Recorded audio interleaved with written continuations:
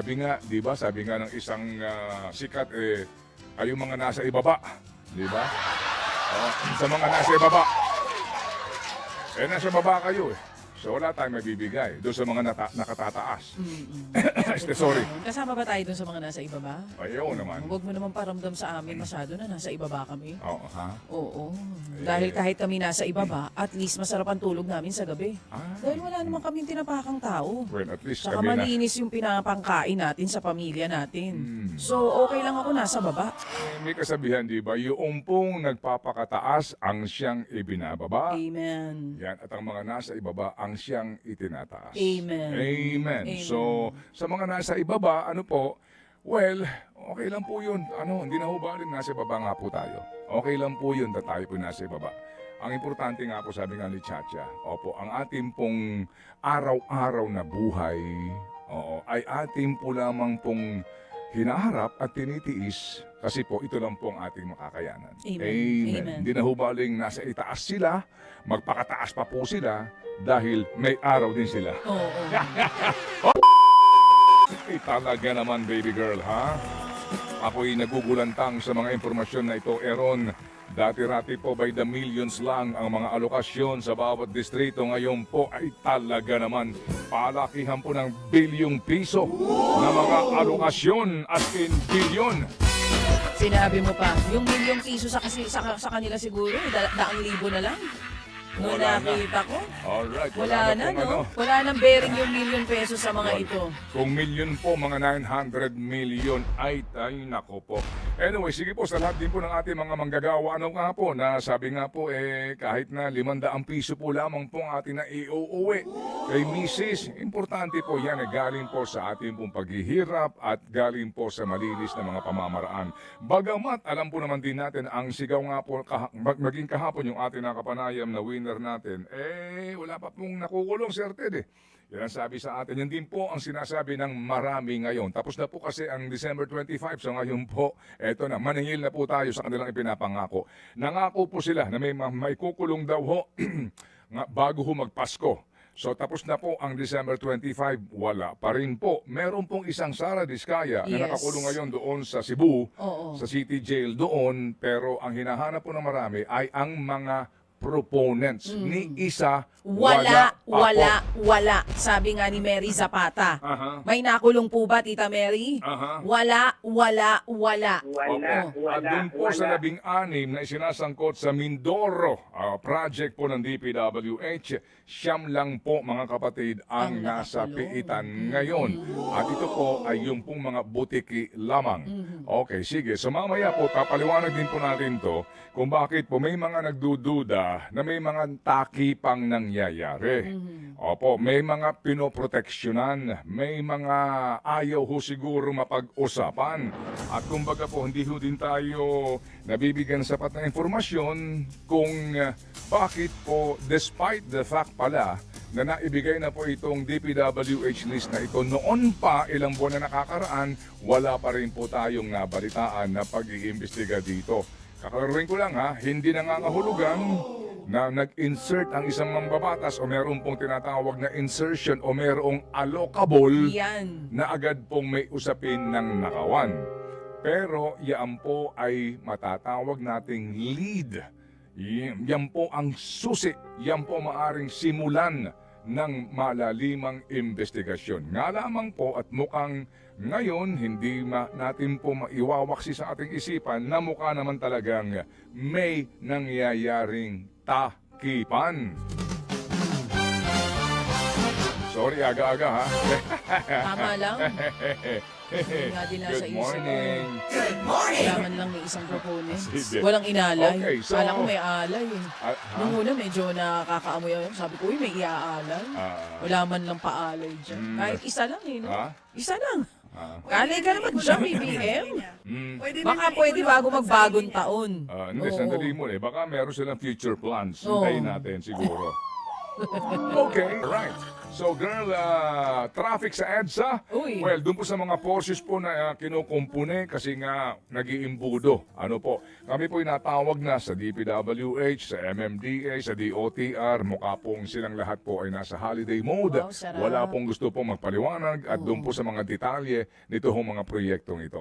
Okay. O, iba kasi general manager, po pwede natin makausap. Tinawagan din natin. Hindi ko alam kung nakapag-assume na ba siya Baka wala pa. sa kanyang Oo. opisina. So kahit si Chairman Artes, wala rin talagang sagot. Si Chairman Artes, palagay ko, Wala? hindi kaya nasa abroad. Hindi kasi merong kailan ba ang awarding ng Film Fest? Usually yan before end of the year. So mga sa susunod na linggo siguro yan. Oo, Okay. bago matapos yung 2026. So even si DPWH Secretary Vince Dizon, walang sagot. Palagay ko, pati sa akin, hindi nasagot sa aking pagmemensahe sa kanya. Ay, ganon? Busy? Bakit sa iba? Nakikita ko siya. Ha? Oo. Kasi ngayon... Sec Vince, ba't ganon? Oo, baka naman pwede mapaliwanagan kami. Hindi sumasagot sa atin eh. Oo. Eh dati, kapag tinatawag natin, mabilis naman ang sagot sa atin. Ano ba naman yung mga ilang minutong makausapan lang natin? Baka iniiwasan din yung tanong dito sa DPWH leaks ni Ginoong Leviste. Oh, sabi naman ni Leviste, for transparency, si Sec Vince. At si Sec Vince pa nga nagsabi kay Leviste na kay Leviste ibigay ni Cabral. Di ba yung mga dokumento? Oh. Ako, sa akin dito, maraming alam din si Ginoong Dizon dito po sa mga listahan na ito ng mga proponents na ito at mga insertions na ito. And siya rin po magiging susi sa malalimang investigasyon dito, actually. Agree. Opo, kasi siya ho ang mayroong inside information sa DPWH. Kaya, Sec Vince, take care, ha? Sec Vince, beke naman. Oh. Okay. Ingat po tayo lagi, Just Sec like Vince. before, Sec Vince, we just Anong want to say Sec hi. Vince? Sec Vince. Naalala ko si ate. Baka kasi sick eh. O kasi may sakit siguro, hindi tayo nasagot. Sorry, Sec Vince. Naalala ko si ate Nora. Just like before, Sec Vince. Ano yun? Yung lagi tayo nagkakamustahan dito. Naalala mo, every Monday yata yun. Oo. Namimiss ka na ng aming mga bata dito. Pati nga yung mga news writers Oo. namin. Si Sec Vince ngayon. Yun na nga. Sabi ko, ay, Sec Vince, talaga. baka na. Di ba nakiusap pa tayo? Sabi ko, Sec Vince, baka pwede kami maglinggo-linggo kung sakali. Oo, Oo. para meron kang report sa bayan. Oo, tama. Ano ba ginagawa ng gobyerno? Correct. No? Kasi nga sabi niya, dito walang sisinuhin na Sir Ted. Dito ang instruction ng Presidente. Ha? Oo, wala ditong sasantuhin. Yan. Ganun ang mga salita niya. At nakakapit pa rin tayo sa mga salitang yun. Okay, anyway, hindi ko lang alam kung totoo ba yung mga nababasa ko ngayon sa ilang mga columns, sa ilang mga usap-usapan na Ano yun? isa pala siya Ha? sa sinasabing minamanok ng administrasyon para ho sa Panguluhan sa Oh. 2028. Ha? Isa siya. Oo. Sino pa iba? Ha? Oo, bukod sa Pero pa kanya. mga iba kasi ngayon pa lang po pinag-iisipan na nila yan kasi kapag nagkataon na hindi sa kanila ang mauupo diyan sa palasyo, may kalalagyan sila. Naku. Oo. Pero sumagot na si Walang- Sec Vince Ano sabi? Ang sabi ni Sec Vince wala siyang plano sa mga posisyon na iyan. Hindi raw siya tatakbo sa 2028. Pero Kailan- narinig na kasi natin yun Kailan- dati. kailan sinabi? Oo, may mga gano'n. Itong nakaraan, meron siyang interview. Sinasabi niya, wala siyang plano sa mga posisyon na iyan. Pero kung totoo na siya ay minamanok, mas lalo na dapat siya magsalita sa issue na ito. Hindi, mahirap yan kung minamanok siya as in manok. Bakit? Ano ba yung as in manok? Oo. Oo. Alam mo na yung manok. Oo nga. Sige. Anyway, sige po mga kapatid at maya-maya po ng kaunti pong ating mga tampok na balita sa ating pungang balitaan. But today, tayo po'y patuloy pa rin na naghahanap po ng ating mga bibida sa True FM. Chance to win 2,000 pesos. Minimum po naman yan. Alright, wala ho tayong kontrol kung gaano po ito kalaki. Depende po naman yan sa mga nakikinig po sa atin na gusto pong kahit pa paano po ay mag-share ng blessing. Ngayon ho bang Kapaskuhan, did you make somebody happy? Yan, yun importante po. Wala ka mang naibigay sa iyong sinuman po, kasi nga, wala kang kakayahan eh. Sabi nga, di ba, sabi nga ng isang sikat, kayong mga nasa ibaba, di ba? Sa mga nasa ibaba, nasa baba kayo eh. So wala tayong mabibigay doon sa mga nakatataas. Sorry. Kasama ba tayo dun sa mga nasa ibaba? Ayaw naman. Huwag mo naman paramdam sa amin masyado na nasa ibaba kami. Oo, ha? Oo. Dahil kahit kami nasa ibaba, at least masarap ang tulog namin sa gabi. Dahil wala naman kaming tinapakang tao. Well, at least Saka kami na. malinis yung pinapangkain natin sa pamilya natin. So, okay lang ako nasa baba. Oo, kumbaga may free pass ako kay Lord. Pag nagkita kami, malinis ang konsensya ko. Oo. Sinong Lord? Yun lang. Depende kasi kung sinong Lord nila no? Sa bagay. Oo. Ba't tayo napunta doon? Sa pabida na nga kasi tayo. Hindi, di ba kung nasa ibaba ka, wala ka naman magbibigay, di ba? Sa kapwa mo taxi, wala. Pero alam mo, minsan, kung sino pa yung mga nasa ibaba, sila pa yung nag-share. Sa totoo lang. Kahit kakaunti ang meron sila, mas willing sila na mag-share dun sa kapwa. Well, unang-una, kapag nasa ibaba na ako, di na ako mahuhulog. Tama. Ang galing. Oo nga. Sa ibaba na ako eh. Oo. Hindi na ako Wala ka nang mahuhulog. kalalagpakan. Hindi Oo. Sa baba ako bababa, nasa ibaba na ako. Pero mga nasa taas. Ang mga nasa itaas. Di ba?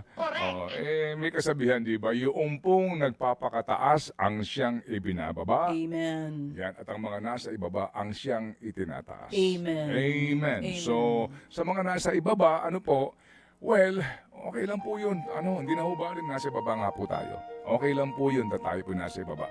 Ang importante nga po, sabi nga ni Chacha, ang ating pong araw-araw na buhay, ay ating po lamang pong hinaharap at tinitiis kasi po ito lang po ang ating makakayanan. Amen. Hindi na hubaling nasa itaas sila, magpakataas pa po sila dahil may araw din sila. Oo.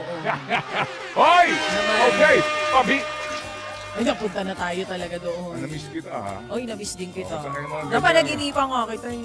Oo. Kahit na isang araw lang yun, nakita mo nasa panaginip kita agad. Kaya nga ito, nagbalik nga ako agad. Huwag mo na ikwento yung... Yung, kung di ko nasasabihin, mamaya na lang off-air. Kasi baka machismis na naman tayong dalawa. Oo. Sige, pabida sa True FM mga kapatid. Ngayon pong araw na ito ng Friday, Chance to Win 2,000.